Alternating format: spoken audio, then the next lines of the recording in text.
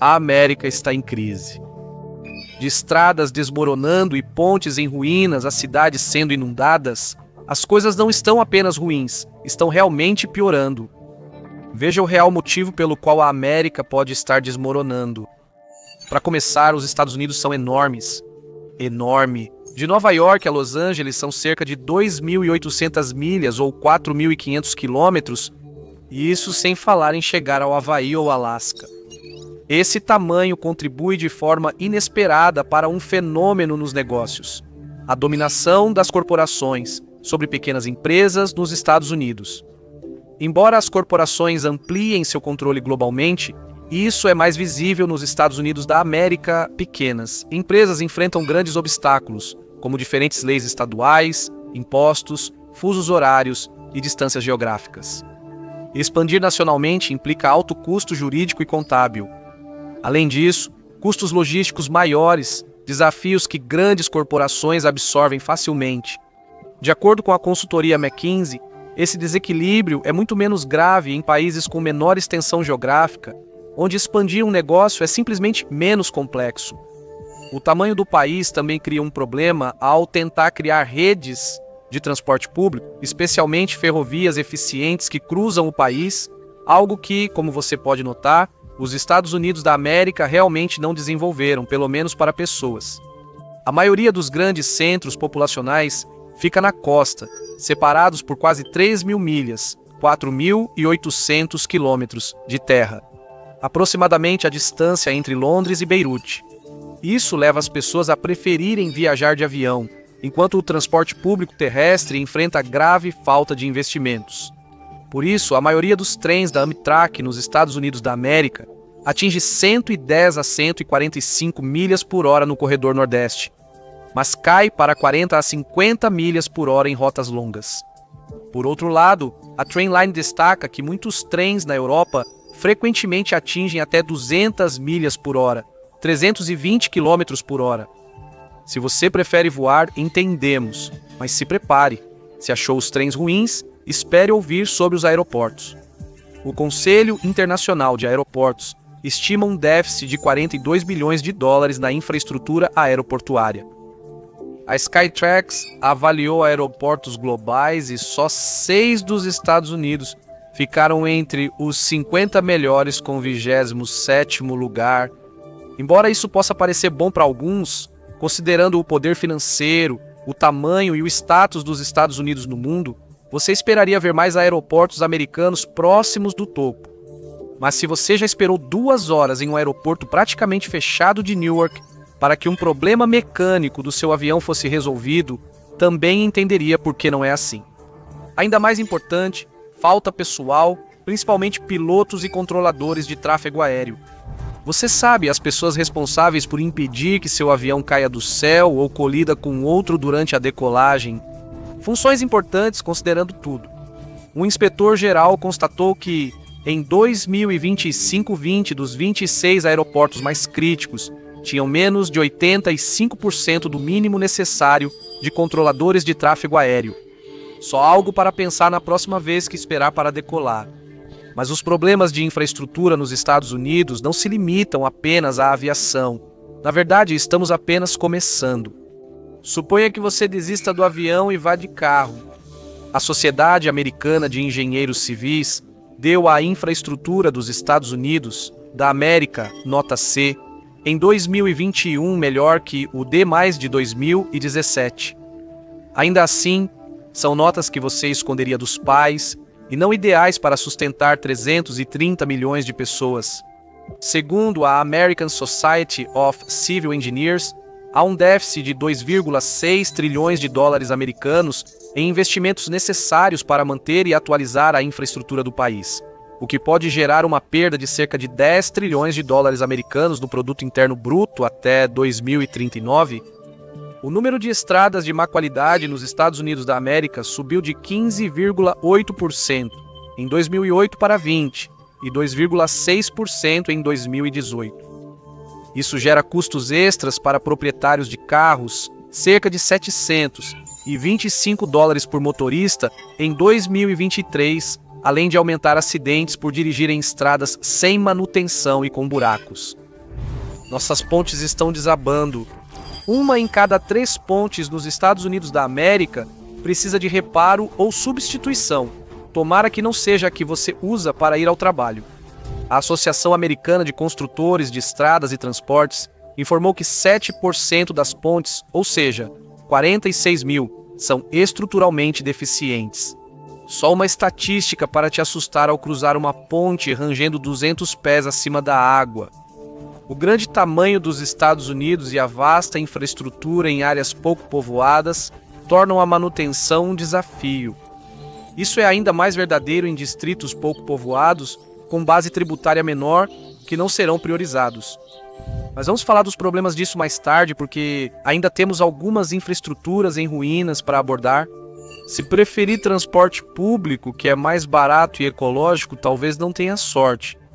De todas as notas que a infraestrutura dos Estados Unidos da América recebeu, o transporte público ficou com a pior avaliação de todas, um D. A infraestrutura de transporte existente, como o sistema de metrô bem desenvolvido de Nova York, precisa urgentemente de reparos. A Food and Drug Administration estima que são necessários ao menos 105 bilhões de dólares para resolver o acúmulo de reparos no transporte público do país, possivelmente porque muitos dos sistemas mais complexos nas cidades dos Estados Unidos da América também são dos mais antigos. O metrô de Nova York e o Massachusetts Bay Transportation Authority de Boston ainda utilizam tecnologia de trilhos e sinalização da metade do século XX. Eles poderiam ser movidos a carvão. Só 19% dos sistemas de transporte público dos Estados Unidos da América estão em boas condições. Ainda mais grave que o transporte público dos Estados Unidos da América precisar de melhorias é que 45% dos americanos não têm acesso a nenhum transporte público. E não falamos de transporte de qualidade, mas de qualquer um, até ônibus que demoram 5 horas para cruzar a cidade. Ou seja, uma quantidade considerável de americanos não tem acesso a um transporte público eficiente.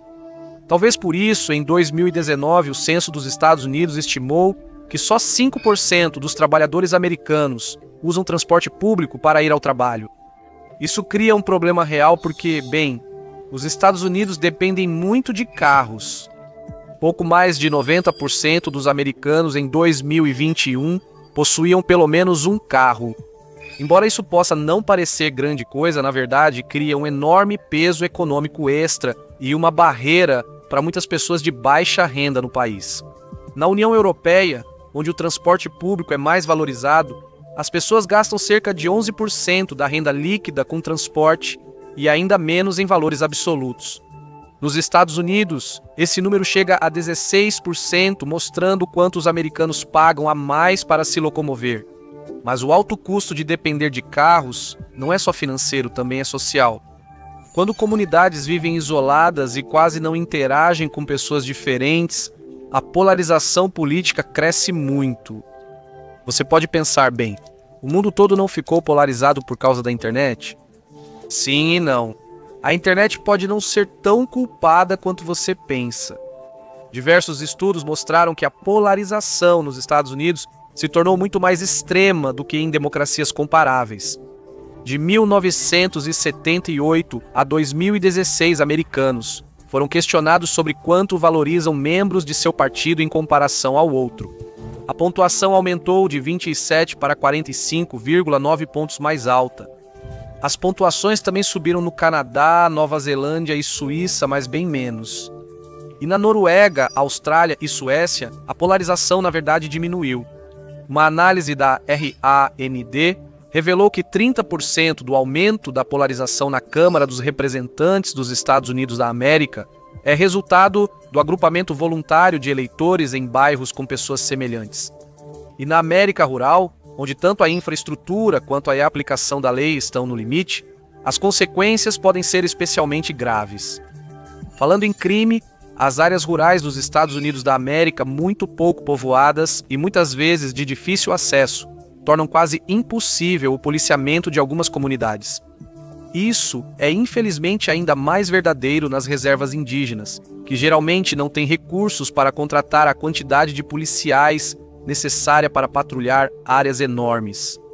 No Alasca, muitas comunidades só são acessíveis de helicóptero ou trenó de cães. Por exemplo, em 2005, um homem na vila de Nunamiqua, no Alasca, agrediu um amigo, espancou sua esposa e depois atacou sua enteada. Moradores ligaram para a polícia mais próxima, a 250 quilômetros de distância, em Bethel. Eles tiveram que fretar um avião para chegar 4 horas depois. Em Álamo, Novo México, uma comunidade na nação Navajo, o tempo médio de resposta da polícia é de 3 horas. O subfinanciamento contínuo e a grande extensão e inacessibilidade das regiões rurais dos Estados Unidos da América tornam esse problema difícil de resolver. Mas não é só a segurança física que falta. O acesso digital básico também, e no mundo moderno, isso é igualmente crítico.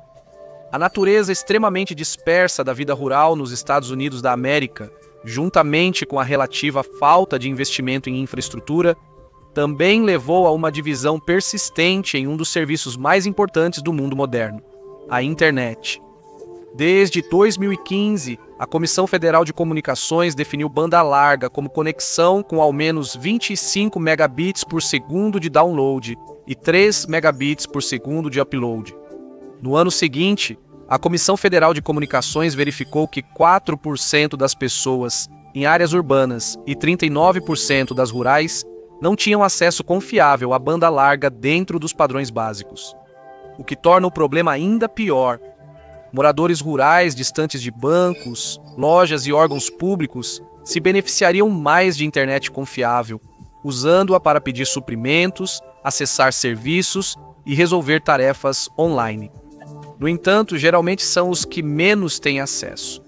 Em 2021, a Comissão Federal de Comunicações constatou que 14 milhões de americanos, principalmente em áreas rurais, não têm acesso à banda larga.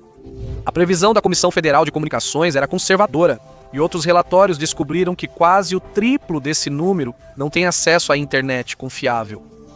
Enquanto a tecnologia não chega a algumas comunidades, sistemas antigos de discriminação ainda impedem outras de avançar.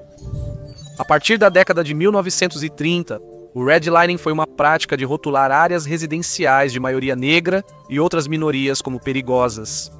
Isso negava hipotecas e seguros, impedindo os moradores de obter casa própria e acumular riqueza.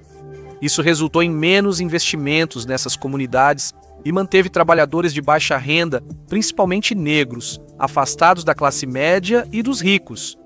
Os efeitos do redlining ainda persistem, causando desigualdade geográfica e econômica. Um projeto da Escola Kennedy de Harvard descobriu que 74% dos bairros considerados perigosos na década de 1930 ainda são de baixa a média renda hoje. Enquanto isso, 92% dos melhores bairros são de renda média a alta. Pior ainda, 64% dos bairros perigosos ainda têm maioria de minorias, enquanto 91% dos melhores bairros têm maioria branca. Essa desigualdade geográfica não para na habitação. Ela também aborda quanto as pessoas precisam gastar apenas para chegar ao trabalho, escola ou supermercado.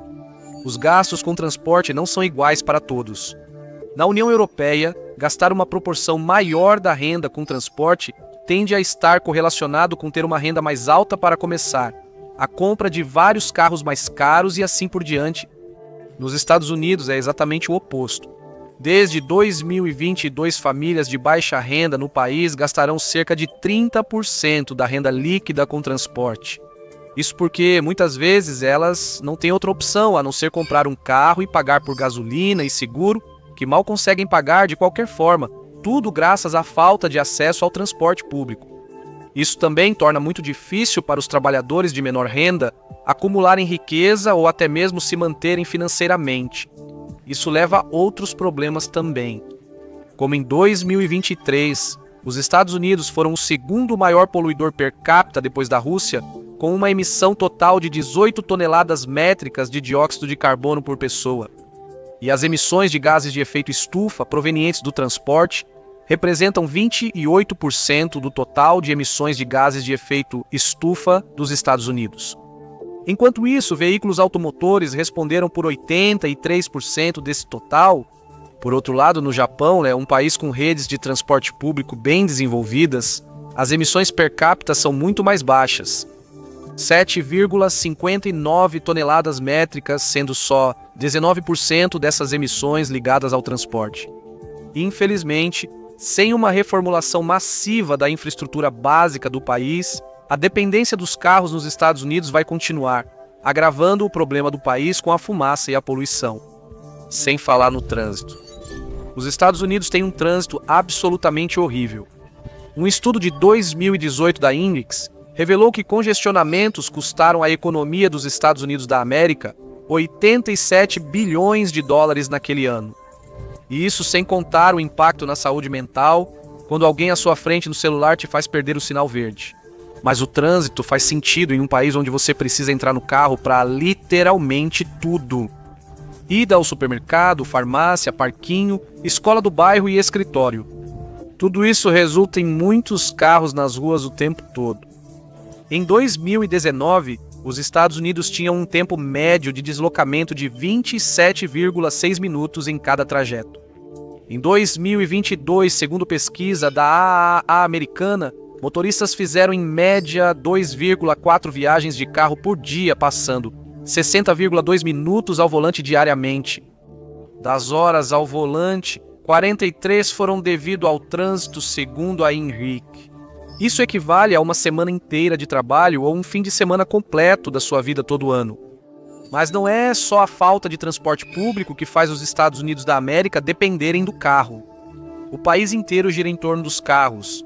Há uma completa falta de cidades caminháveis nos Estados Unidos, o que não só torna o carro obrigatório, mas também está nos matando lentamente, tanto socialmente, você vai entender o porquê em breve, quanto fisicamente.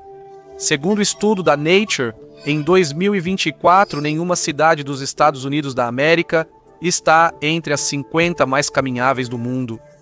A maioria das cidades era da Europa e Ásia. Até Nova York, famosa por ser caminhável, ficou de fora porque só Manhattan tem essa característica. Os outros bairros não.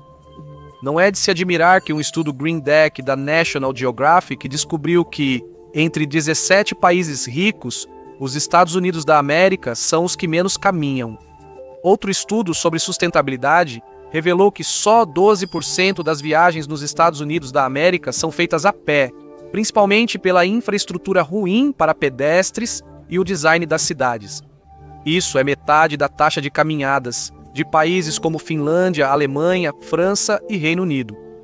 Não é nada bom para um país que enfrenta taxas crescentes de obesidade, baixos índices de atividade física e, como afirma o Jornal Americano de Medicina, perde pelo menos 24 bilhões de dólares por ano em gastos extras com saúde devido à inatividade física. Outro problema da falta de caminhabilidade é o impacto nos pequenos negócios. Como tudo está a uma curta viagem de carro, muitos preferem dirigir 20 minutos até grandes lojas como Walmart ou Kroger, com mais variedade, do que caminhar 5 minutos até a loja de bairro. Isso é extremamente comum em áreas rurais, onde as grandes redes acabaram completamente com os negócios locais em várias comunidades. A Universidade de Wisconsin-Madison descobriu que pequenas lojas ou restaurantes não competem em publicidade com redes, mas podem se sair melhor em ruas movimentadas. Pedestres e ciclistas gastam mais que motoristas ao mês, e bairros projetados para caminhadas costumam ter escolas melhor financiadas, geralmente acessíveis apenas a famílias mais ricas. Porque, ao contrário de muitos outros países ricos, o lugar onde você nasce nos Estados Unidos geralmente tem um papel muito maior na qualidade da educação que você recebe, na assistência médica disponível para você e até nas oportunidades econômicas que você pode acessar. Nos Estados Unidos da América, o financiamento escolar depende muito da localização, pois a educação pública é financiada principalmente por impostos sobre propriedades. Isso significa que áreas mais ricas conseguem investir muito mais em suas escolas e crianças do que áreas pobres.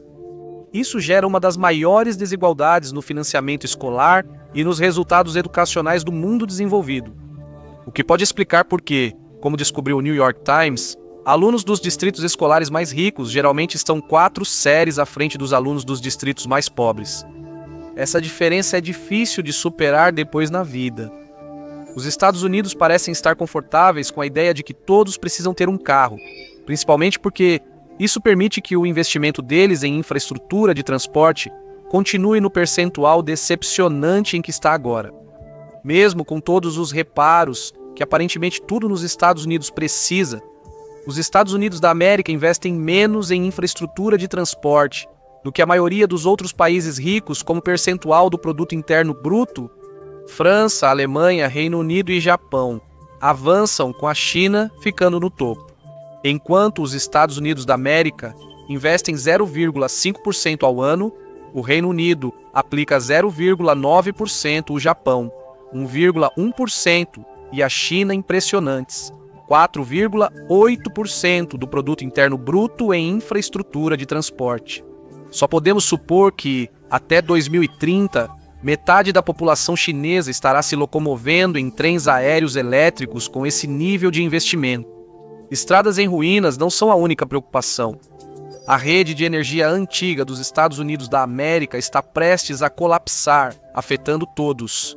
As redes de energia nos Estados Unidos da América estão sobrecarregadas e sua qualidade varia bastante conforme o estado devido à estrutura política do país. Isso pode explicar por que a rede elétrica dos Estados Unidos da América tem mais apagões que outros países desenvolvidos. Segundo o Departamento de Energia, 70% das linhas de transmissão têm mais de 25 anos. Como você pode imaginar, uma sociedade que adota inteligência artificial rapidamente tem demandas de energia muito maiores do que quando esperávamos meia hora para conectar ao MSN Messenger. A ausência de atualizações é um problema real. Condições climáticas severas, como os incêndios na Califórnia ou a nevasca no Texas em 2021, podem causar apagões de dias, deixando moradores sem energia, aquecimento e comunicação. Essas quedas de energia custam às empresas dos Estados Unidos 150 bilhões de dólares por ano, além da interrupção e, às vezes, do risco direto para os moradores.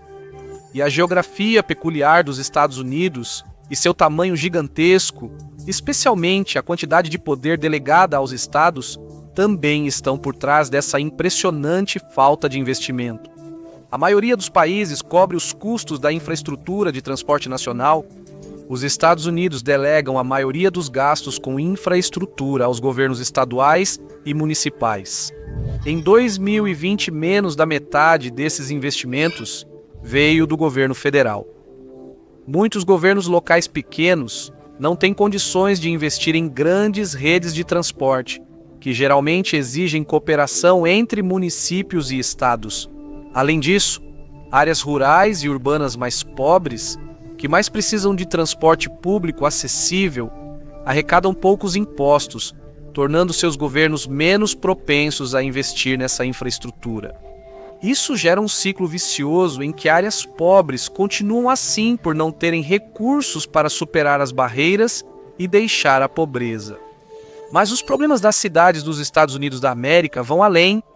A prevalência da expansão urbana descontrolada nos Estados Unidos da América, ou seja, a expansão descontrolada das áreas urbanas para terras rurais ou não desenvolvidas ao redor, é impressionante. Isso causa vários problemas que vamos abordar, mas o primeiro é ambiental. E isso deve piorar com a rápida expansão das cidades dos Estados Unidos da América. Cientistas do Serviço Florestal dos Estados Unidos da América prevêem que as áreas urbanas e desenvolvidas nos Estados Unidos vão aumentar entre 41% e 77% até 2060. Isso vai levar à perda de 16 a 34 milhões de acres de floresta nos 48 estados contíguos. Isso é uma má notícia para quem nos Estados Unidos da América espera seguir respirando ar puro e contar com um grande sumidouro de carbono para moderar o clima. A expansão urbana também aumenta os custos de infraestrutura e, com isso, os impostos. É mais barato e eficiente fornecer água e energia a bairros compactos e caminháveis do que a subúrbios dispersos, onde as casas são distantes e exigem quilômetros extras de tubulação e fiação. De acordo com a nova economia do clima, essa infraestrutura extra exige de 10 a 40% a mais de custos para construir, manter e operar. A expansão urbana custa aos Estados Unidos da América US$ 1 trilhão a mais por ano, com moradores de áreas espalhadas somando 625 bilhões em custos extras. Enquanto isso, residentes e empresas do país arcam com mais US$ 400 bilhões para subsidiar comunidades espalhadas. Como você pode imaginar, o custo extra dessa expansão sobrecarrega completamente os municípios locais. Outro relatório do Centro para a Diversidade Biológica estimou o custo da expansão urbana ainda mais alto e descobriu que o desenvolvimento espalhado nos Estados Unidos da América aumenta os custos de infraestrutura per capita em 50%, desviando fundos públicos de bairros já existentes, prejudicando comunidades e a vida selvagem e colocando em risco nosso futuro coletivo.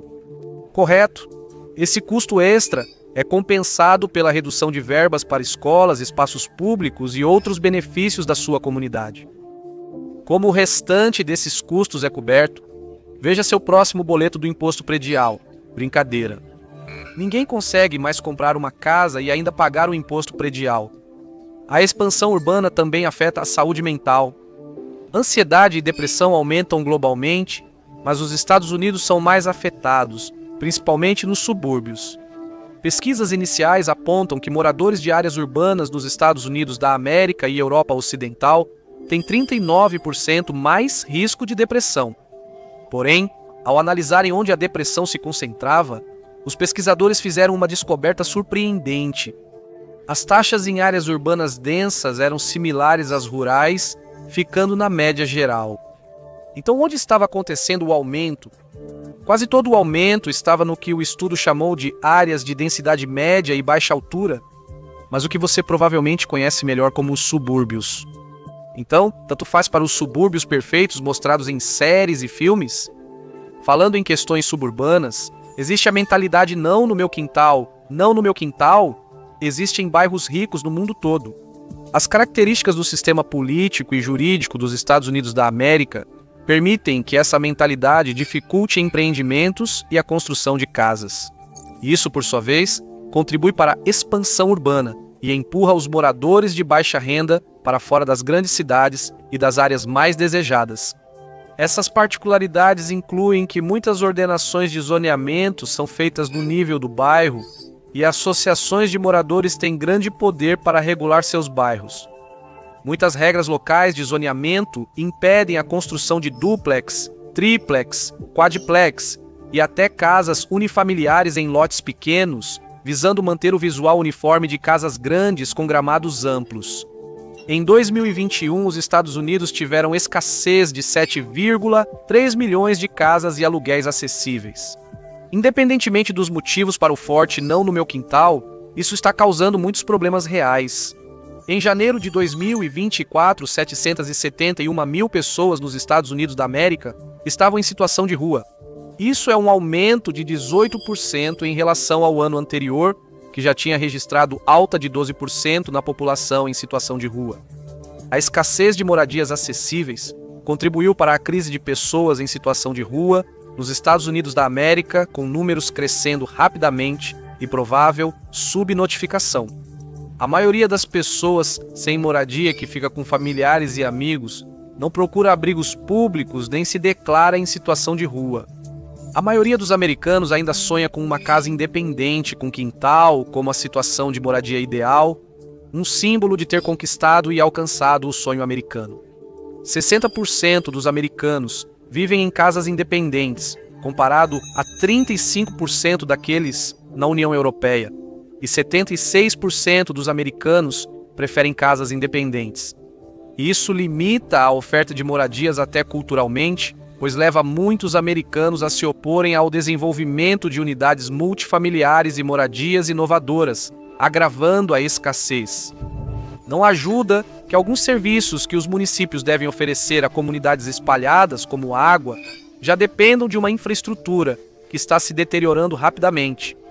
Os canos e sistemas de filtragem de água precisam tanto de manutenção que, segundo a Agência de Proteção Ambiental, 6 bilhões de galões de água tratada são perdidos todos os dias. Isso é quase 10 vezes o volume de água que caberia na pirâmide de Gizé. Os Estados Unidos da América precisariam de 45 a 60 bilhões para substituir e manter mais de 2 milhões de milhas de canos de água subterrâneos, então é possível que a água venha de canos da era do jazz, e a atualização deles deve demorar. Então aproveite os vazamentos. Alguns lugares dos Estados Unidos da América, como Phoenix e Las Vegas, precisam de toda a água possível, pois ecologicamente não deveriam existir. O deserto não foi feito para sustentar milhões de pessoas tão próximas. E mesmo assim, elas são as duas cidades que mais crescem nos Estados Unidos da América atualmente, com Phoenix subindo para a quinta maior cidade em termos de população no país. O problema é que os moradores estão esgotando os recursos de água doce e o lençol freático limitado, que, segundo cientistas, não se recarregará em escala humana após acabar. Isso é uma maneira educada de dizer que se faltar água em Phoenix, você não terá mais antes de morrer. Talvez por isso, Phoenix tenha cancelado novos projetos habitacionais na periferia em 2023, alegando falta de água para mantê-los. As pessoas continuam a migrar para Las Vegas e Phoenix, em parte porque lá os imóveis são relativamente mais acessíveis do que nas cidades costeiras. Claro, o motivo pelo qual os imóveis são relativamente acessíveis é porque, ao longo da história, a maioria das pessoas tomou a decisão lógica e sensata de não querer viver no meio de um deserto, um lugar onde as temperaturas de verão frequentemente passam dos 100 graus Fahrenheit. Infelizmente, a crise do custo de vida superou as decisões razoáveis há muito tempo. Isso se agrava, pois os 5 estados que mais crescem, Flórida, Texas, Utah, Carolina do Sul e Nevada, incluem 2 áreas de alto risco climático, Flórida e Carolina do Sul. O Texas também tem alto risco em 7º lugar. Califórnia, Arizona e Nevada estão em guerra, uma guerra pela água. Mas não é aquela em que eles brincam e se molham com pistolas de água. Isso é literalmente uma luta por quem terá acesso a mais recursos hídricos e, portanto, quem conseguirá sustentar mais sua população e agricultura no futuro, antes que tudo acabe de qualquer jeito. Os 3 estados recebem água da bacia do Rio Colorado e nenhum dos 3 realmente tem tanta água assim, mas eles têm muita gente e, em alguns lugares, agricultura. Em 2023, eles aceitaram reduzir em 14% o fluxo de rio destinado a eles para evitar cortes maiores que o Departamento de Recuperação ameaçava impor. Eles pagaram aos agricultores para deixarem a terra em pouso por alguns anos, garantindo que recebessem dinheiro e a maioria dos moradores não fosse impactada no uso da água. Mas o problema do uso da água no Sudoeste continuará. Em 2022, os níveis de água no Lago Mead, que faz parte da bacia do Rio Colorado, atingiram um recorde histórico de baixa. Uma temporada de chuvas surpreendentemente intensa salvou o dia temporariamente, mas os níveis voltaram a cair rapidamente devido à seca mais frequente e ao aumento do uso de água. A previsão é que os níveis de água fiquem pouco acima de 1.000 pés acima do nível do mar até maio de 2027, abaixo do recorde anterior. Mas esse não é o único corpo d'água do país que está se esgotando rapidamente. Secas afetaram grande parte dos Estados Unidos e os recursos hídricos não estão se renovando. Em 2022, o Rio Colorado estava fluindo a apenas 50% de sua média histórica, tornando-o o rio mais ameaçado dos Estados Unidos. E o Rio Grande também estava secando rapidamente. Esses 2 rios abastecem 59 milhões de pessoas com água potável e sustentam grandes áreas agrícolas no Sudoeste. Falando em problemas relacionados à água, mais de 15 mil barragens nos Estados Unidos são classificadas como de alto potencial de risco. Isso significa que, se falhassem, poderiam causar mortes. Isso não seria tão ruim se fossem mantidas e dentro das normas, mas a má notícia é que 2.300 também estão em condição ruim ou insatisfatória, o que é um problema. Se você depende dessa represa para água ou quer evitar riscos caso ela desabe, é essencial mantê-la funcionando. Guerras por água revelam um problema maior nos Estados Unidos da América, onde os estados tendem a competir em vez de cooperar. Por causa da grande margem de liberdade deixada para cada estado decidir sua própria política, os estados competem para atrair investimentos e empresas. Isso gera uma corrida ao fundo do poço. Empresas seguirão migrando para estados com impostos mais baixos, menos regulamentações e salários menores, dificultando sindicatos fortes, aplicação de proteções trabalhistas e taxação de corporações para investir em infraestrutura e serviços públicos. A Rede de Estratégia de Acadêmicos escreveu um artigo sobre como a competição entre estados para atrair empresas frequentemente cria uma pressão para baixo sobre os salários. Isso também gera prejuízo financeiro ao Estado devido a incentivos excessivos às empresas. Porque a última coisa que um Estado dos Estados Unidos da América quer é ter a reputação de possuir um ambiente ruim para negócios. Como o artigo afirma, as localidades competem e oferecem incentivos excessivos, não por ganhos econômicos, mas para evitar sinais negativos sobre seu ambiente de negócios. A competição só ficou mais acirrada à medida que os futuros econômicos das diferentes regiões dos Estados Unidos da América começaram a divergir. Até cerca de 1980, regiões pobres dos Estados Unidos da América, como Sudeste e Sudoeste, avançavam lentamente em relação às mais ricas, como Nova Inglaterra, Meio Atlântico e Extremo Oeste. Desde 1980, infelizmente, essa tendência se inverteu. Em 1980, quando o Bureau de Análise Econômica mediu a renda per capita em relação à média nacional, eles descobriram que a região com pior desempenho, o Sudeste, tinha uma renda per capita igual a 87% da média dos Estados Unidos da América. A região com melhor desempenho, o Extremo Oeste, tinha uma renda per capita igual a cerca de 112%. Em 2017, a diferença de renda entre as regiões havia aumentado muito. A Nova Inglaterra subiu para 125% da média nacional de renda, enquanto o Sudeste ficou para trás com apenas 87% ainda. Essa divisão aumenta enquanto a mobilidade geográfica diminui. Segundo o artigo de Abigail Wozniak e colegas, isso ocorre principalmente por menos transições no mercado de trabalho. Assim, os empregos nas regiões ricas geralmente não correspondem às habilidades dos trabalhadores das regiões pobres, excluindo-os das oportunidades. Como afirmou a Bloomberg, estamos nos tornando um país de privilegiados e desprivilegiados, determinado por onde nascemos ou onde conseguimos viver. Cada vez mais, nosso bairro e nosso código de endereçamento postal determinam nosso destino econômico. A distribuição populacional desigual dos Estados Unidos da América faz com que as políticas nacionais favoreçam estados rurais, pois todos têm 2 senadores, independentemente da população. Isso significa que o Wyoming, com uma população de 580 mil habitantes, tem os mesmos 2 senadores que a Califórnia, com uma população de 39 milhões. Ou seja, uma população menor que a de Memphis, Tennessee, conta com 2 senadores no Senado dos Estados Unidos da América. O argumento é que o Wyoming, com interesses muito diferentes dos da Califórnia, merece uma voz igual, mesmo tendo apenas uns 67% da população. É um ponto válido e que alimenta o debate contínuo, mas como os estados rurais tendem a ser menos populosos, isso significa que o equilíbrio de poder nos Estados Unidos da América muitas vezes pende para os interesses, valores e visões de mundo rurais, mesmo quando isso pode não estar alinhado com a maioria da população. Segundo o 538, a população dos Estados Unidos da América se divide em 25% rural, 23% pequenas cidades, 27% suburbana e 25% urbana. Mas o Senado não reflete esse equilíbrio.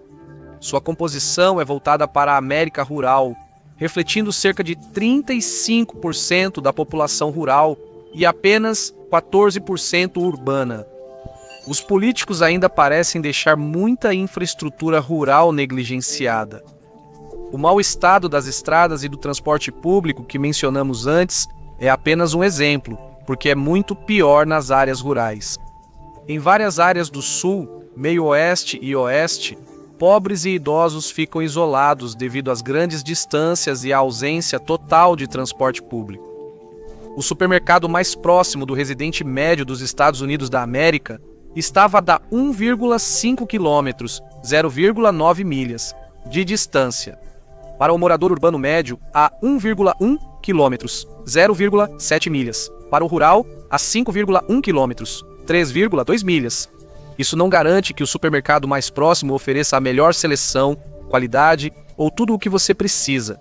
A distância até o terceiro supermercado mais próximo para residentes rurais é de 10 quilômetros, ou 6,2 milhas. Essas distâncias, 10,2 quilômetros ida e volta, não são fáceis para quem não tem carro ou para idosos que não dirigem. Como os Estados Unidos são tão espalhados, as áreas rurais do país também costumam estar em grande desvantagem quando se trata de acesso à saúde. Em setembro de 2024, a Administração de Recursos e Serviços de Saúde constatou que 66,33% das áreas de escassez de profissionais de atenção primária nos Estados Unidos estavam localizadas em áreas rurais. Pesquisa do Pew Research Center aponta que 23% dos americanos rurais consideram difícil acessar bons médicos e hospitais em suas comunidades. Isso equivale a 18% dos americanos urbanos e 9% dos suburbanos. Parte do problema é a longa distância necessária até os hospitais. Moradores urbanos levam pouco mais de 10 minutos de carro até o hospital mais próximo. Para um morador rural, são 17 minutos, mas isso não reflete a variação muito maior que os moradores rurais enfrentam. A pesquisa revelou que 25% dos moradores rurais precisam dirigir mais de 34 minutos até o hospital mais próximo. Em emergências médicas, como ataque cardíaco ou derrame, isso pode ser decisivo entre a vida e a morte. Assim, estudantes e pessoas ricas e pobres quase não interagem na escola e cada vez mais não interagem de forma alguma. Como riqueza e raça costumam estar relacionadas, há menos interação entre raças. Um artigo de Missy Rowe revelou que, de 1970 a 2020, a desigualdade econômica nos Estados Unidos da América cresceu 14%. Simultaneamente, a segregação econômica entre bairros aumentou em 38%. A segregação econômica no trabalho cresceu 57%. A segregação econômica nas escolas cresceu 69%. E isso é um sinal preocupante para o futuro das relações entre famílias ricas e pobres, separadas desde a infância. Ricos e pobres nos Estados Unidos vivem, trabalham e estudam em lugares totalmente distintos. Essa divisão levou a um enorme aumento da desigualdade geográfica em todo o país. A renda familiar média dos 20% mais ricos dos condados americanos é mais do que o dobro da renda familiar média dos 20% mais pobres dos condados. Enquanto isso, a pobreza nos 20% mais pobres dos condados é 3 vezes maior que nos 20% mais ricos. Considerando todos os outros fatores mencionados até agora, e o quanto a tributação e o financiamento locais determinam as oportunidades locais, isso coloca as pessoas nos condados mais pobres em uma desvantagem enorme. Os moradores de baixa renda estão literalmente sendo expulsos das áreas urbanas que têm mais oportunidades econômicas, de networking e educacionais. Entre as 100 maiores áreas metropolitanas dos Estados Unidos da América, o número de bairros com moradia acessível para famílias de renda mediana caiu 37% entre 2013 e 2019. Esse número também diminuiu 50% para famílias de baixa renda. Isso significa que menos de 10% de todos os CEPs nas 100 maiores áreas metropolitanas do país continuam acessíveis, e eles tendem a ser os CEPs com menos investimento e oportunidades disponíveis. Moradores de baixa renda ainda precisam trabalhar nas áreas metropolitanas, o que geralmente os faz mudar para mais longe, aumentando a expansão urbana, o tempo e os gastos com transporte. O Brookings descobriu que, entre 2000 e 2012, o número de empregos disponíveis para os moradores de uma grande área metropolitana, dentro da distância típica de deslocamento, caiu 7%. Porém, a mudança foi bem mais intensa para moradores de baixa renda, negros e hispânicos. O número de empregos para pessoas pobres caiu 17%, enquanto para hispânicos e negros caiu 17% e 14%, respectivamente. Essas grandes desigualdades causadas pela geografia e estrutura política do país tornam o cenário muito mais desigual desde o nascimento do que em muitos outros países. A medida mais utilizada de desigualdade é o coeficiente de Gini, que varia de 0 a 1. Quanto mais alto, mais desigual é a sociedade. A média do coeficiente de Gini na Organização para a Cooperação e Desenvolvimento Econômico é 0,316 países europeus, variam de 0,22 a 0,32. Os Estados Unidos, por outro lado, estão em 0,42. A maior desigualdade reduziu a mobilidade social, colocando os Estados Unidos em 27º entre os países da Organização para a Cooperação e Desenvolvimento Econômico. Isso aumenta as divisões socioeconômicas e a falta de interação entre grupos nos Estados Unidos, já muito separados geográfica e financeiramente. Cientistas, economistas e pesquisadores concluíram que a desigualdade social está positivamente relacionada a crimes contra o patrimônio e crimes violentos. Isso alimenta o desespero econômico e desgasta a confiança social e o senso de comunidade. A revista The Economist analisou uma pesquisa da Gallup com 148 mil pessoas em 142 países sobre crimes e segurança.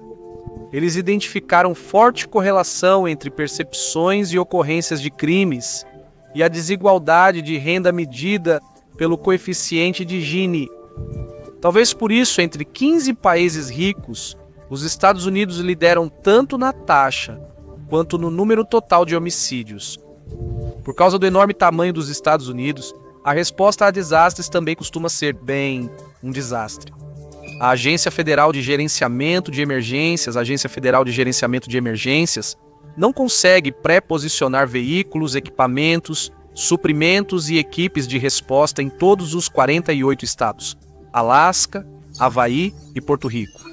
Quando ocorre um desastre, geralmente há atrasos na resposta, principalmente se equipamentos e equipes precisarem viajar longe. Isso ficou claro quando o furacão Maria atingiu Porto Rico. A distância e os portos e estradas danificados dificultaram uma resposta eficaz. Os Estados Unidos, por serem enormes, às vezes enfrentam grandes desastres ao mesmo tempo, como em 2020 com furacões na Louisiana e incêndios na Califórnia. A Agência Federal de Gerenciamento de Emergências ficou sobrecarregada, causando resultados devastadores. Os Estados Unidos da América enfrentam uma crise de seguros residenciais por causa deles. As seguradoras estão cobrando prêmios altíssimos em áreas de alto risco ou simplesmente se retirando dessas regiões, deixando os proprietários desamparados. Embora várias regiões sofram com as mudanças climáticas, seguradoras dos Estados Unidos da América têm mais liberdade para aumentar prêmios do que em outros lugares. O país sofreu grandes desastres, incluindo incêndios florestais no oeste e danos de furacões no sudeste. Isso levou as taxas de não renovação do seguro residencial a dispararem em 2023, aumentando em 46 estados. Nos lugares onde as pessoas conseguiram manter seus seguros residenciais, as taxas aumentaram em média 24% em 3 anos, passando de quase $2.600 por ano em 2021 para $3.300 em média em 2024. O tamanho gigantesco e as prioridades muito diferentes das várias regiões do país levaram a interesses conflitantes quando se trata de prioridades em relação às mudanças climáticas. O Golfo planeja expandir o uso de petróleo e gás, setores que representam 1/3 do petróleo e 17% do gás produzidos no mundo. Estados como a Califórnia, já sob grandes riscos climáticos, pressionam por metas de emissões mais rígidas para conter danos. Enquanto isso, os estados do oeste montanhoso estão travando batalhas por direitos sobre a água, já que muitas de suas cidades foram construídas em áreas com fornecimento de água instável e cada vez menor. Isso resulta em uma abordagem fragmentada, inconsistente e por vezes conflitante sobre mudanças climáticas, com diferentes padrões de emissões, regras e incentivos à tecnologia verde no país. E as consequências já estão sendo sentidas, especialmente em algumas das maiores cidades do país. A Policy Genius avaliou as 10 cidades dos Estados Unidos da América mais ameaçadas pelas mudanças climáticas. A lista que eles elaboraram é preocupante, principalmente porque inclui 3 das 10 maiores cidades dos Estados Unidos. Entre as 10 cidades mais em risco, Los Angeles é a 7ª e Jacksonville a 4ª. Houston, 4ª cidade mais populosa do país, lidera a lista. Cada cidade está listada por motivos diferentes. Los Angeles sofre com incêndios florestais, aumento do mar e má qualidade do ar. Houston por causa dos furacões, qualidade do ar e pelo fato de ser a área urbana que mais afunda no país. E Jacksonville por causa, bem, de tudo. Tudo isso não muda o fato de que quase 7,3 milhões de americanos vivem em algumas das maiores áreas metropolitanas do país que estão sob o maior risco de se tornarem completamente inabitáveis. Obrigado por me acompanhar hoje. Espero que você tenha gostado do vídeo e, se quiser ver mais vídeos como este, por favor, considere se inscrever e ativar as notificações. Isso faz diferença. Obrigado e até a próxima no Matpack.